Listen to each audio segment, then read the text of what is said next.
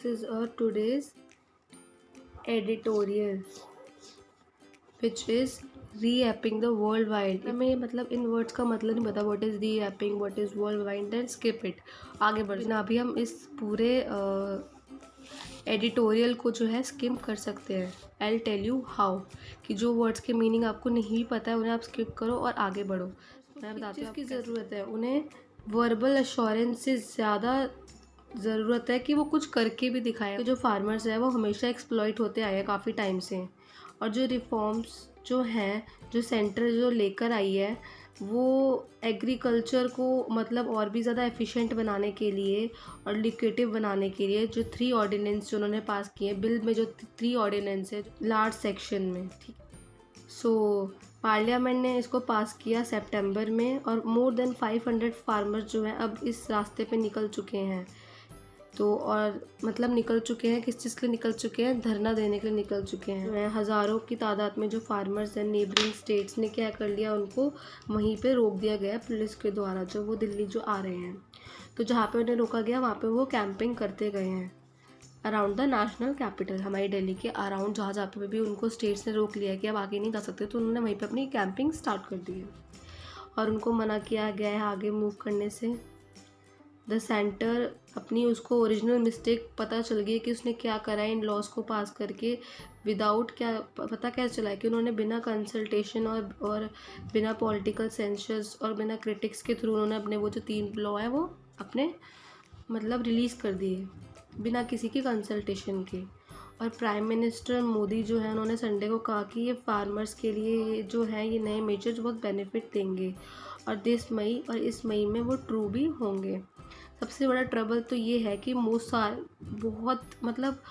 The farmers मतलब बहुत ज़्यादा फार्मर्स जो है वो कन्विंस ही नहीं हो रहे हैं इंश्योरेंस से, और उनके मन में एक फियर है, उनके मन में एक डर सा आ गया है. मतलब किस तरीके का चेंज लाएंगे पता नहीं है. तो और फार्मर के जो लीडर्स हैं वो पॉइंट कर रहे हैं सेंटर को कि उन्होंने हमारी बातों को रिफ्यूज़ किया है, हमारे कंसर्न्स को रिफ्यूज़ किया है. ये नए लॉज लाइटेड भी रेंडम हेल्पलेस, जिन्होंने उन्हें हेल्पलेस बना दिया, और फिर से वो उन्हें फिर से एक्सप्लॉयटेशन का सामने मन में एक डर पैदा कर दिया है कि अब तो उनके एमएसपी का जो भी है पोटेंशियल एंड है भी है. अब ये न्यू लीगल आर्किटेक्चर जो है वो फार्मर्स को अलाउ कर रहा है, मोर चॉइस दे रहा है अपने प्रोडक्ट्स को बेचने में. इन थ्योरी में देखा जाए तो इट क्रिएट्स, उन्होंने क्या है एक नेशनल मार्केट क्रिएट कर दिया उनके प्रोड्यूस के लिए, और एक मोनोपोली मार्केट का जो है एंड हो सकता है, और जो कि लीड करेगा, थोड़ी एफिशिएंसी लाएगा अगर एक मोनोपोली मार्केट जो है ख़त्म हो जाएगी. एमएसपी की जो खरीद है, प्रोक्योरमेंट मतलब खरीद, एमएसपी की जो खरीद है वो ना एक बैकबोन रह चुकी है इंडिया के फूड सिक्योरिटी एडिफाइस में.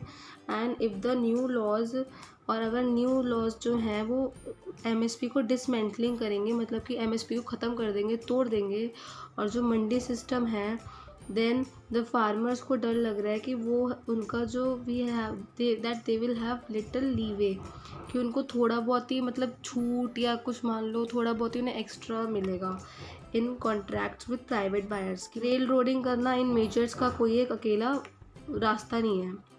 अगर सेंटर जो है वो ओपन है इस प्रोक्योरमेंट ऑफ एमएसपी को गारंटी करने के लिए, तो फार्मर्स में भी कन्विंस हो सकते हैं तो ये न्यू लॉज को एक्सेप्ट करने के लिए, कि वो फार्मर्स जो हैं वो अपने पे एक तरीके से बैठ ही गए हैं कि विड्रॉल करो इस चीज़ को, ठीक है. ऑफ द प्रपोज इलेक्ट्रिसिटी जो बिल है, अमेंडमेंट बिल 2020 है, उनको ये है कि जो इनकी सब्सिडाइज इलेक्ट्रिसिटी है वो भी एंड हो जाएगी. वाइल मार्केट फैक्टर्स जो है मस्ट बी टेकन, मतलब मार्केट फैक्टर जो है उनको भी कंसिडर करना चाहिए किसी भी एग्रीकल्चर सेक्टर का, एक मतलब किसी भी एग्रीकल्चर सेक्टर का कुछ नॉर्म्स और कुछ कंडीशन सेट करने के लिए हर एक चीज़ को कंसिडर करना चाहिए. Apprehensions farmers are not unfounded. The owners in the government win their confidence, and it must unconditionally reach out to the farmers and apathetically listen to them and not participate a crisis for high-handedness. I hope मैं थोड़ा बहुत आपको समझा पाई हूँ जिस तरीके से मैं खुद करती हूँ. ऑफकोर्स मैं अभी कोई इतनी महान ट्यूटर नहीं हूँ, मतलब ट्यूटर तो इतनी हूँ ही नहीं, बट जितना मैं जिस तरीके से करती हूँ मैंने आपको उसी तरीके से समझाने की कोशिश करी है. Analysis by high handle. इसका मतलब सच्ची मुझे भी नहीं पता, मैं भी देख के बताती हूँ आपको। अपना इसका कंक्लूजन एक तरीके से निकाल लिया और आपको भी एटलीस्ट एक समझ में आया होगा कि हम किस टॉपिक पे बात हो रही है। कुछ लाइंस आई अग्री कि समझ में नहीं आई है। ऑफकोर्स एडिटोरियल इतना ईजी भी नहीं होता है। So here is a notebook and ये ऐप सर्च करो और इसको जल्दी से फटाक से इंस्टॉल कर लो। फर्स्ट वर्ड था यहाँ पे रीऐपिंग, तो अभी इसमें रीऐपिंग जो है सर्च करेंगे। वो रीऐपिंग मीन्स क्या हो रहा है? कटाई, काटने का समय, काटने का वक्त, मेनली इस कटाई। व्हर्लविंड का मैंने मतलब सर्च किया तो यहाँ पे क्या आया? सी बवंडर, कटाई का बवंडर। अच्छा, कि हम फार्मर्स जो भी है, मतलब उस तरीके का टॉपिक दिया गया है कि एक फार्मर्स का जो भी वो काम करते हैं उसका कितना बड़ा जो है बवंडर मच चुका है पूरे उसमें, तो उसी के ऊपर ये टॉपिक है। आई गेस यही होगा। अगर आपको थोड़ा मेरा समझाने में इसमें इस टॉपिक को अगर आप और अच्छे से डेमोन्स्ट्रेट कर सकते हो तो प्लीज़ मुझे कमेंट सेक्शन में ज़रूर बताना कि क्या बवंडर है एक्चुअल में, कि मैं सही बता रही हूँ कटाई का बवंडर ही है ना इस टॉपिक का मतलब। ठीक है।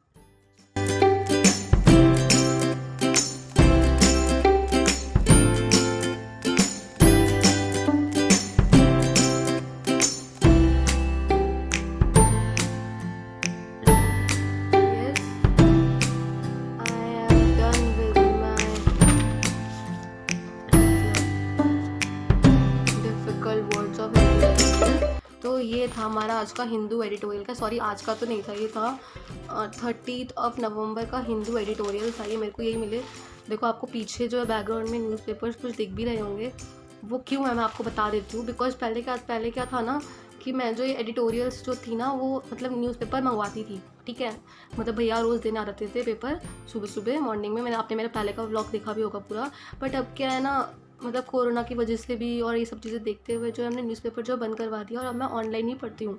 तो अगर आपको भी ऑनलाइन पूरी PDF चाहिए रोज़ की रोज़ हिंदू एडिटोरियल की, तो आप मुझे बता सकते हो। टेलीग्राम चैनल का आपको लिंक दे दूँगी, जिसको भी ज्वाइन करना है वो ज्वाइन कर सकता है और आपको वहाँ पे रोज़ सुबह ये हिंदू एडिटोरियल मिल जाया करेगा, ताकि आपकी प्रिपरेशन भी बहुत अच्छे से हो सके और आप भी अपनी प्रिपरेशन में आके समझ सकें। और आई होप आप समझ पाए होंगे इस चीज़ को। So all the best to all the aspirants over there and wish you all the good luck। और अपने घरों में रहें, अच्छे से रहें, प्रिपरेशन अपनी अच्छे से करते रहें और ये मत सोचो कि हमारे पेपर पोस्टपोन हो रहे हैं कि क्या हो रहा है, उसको छोड़ो।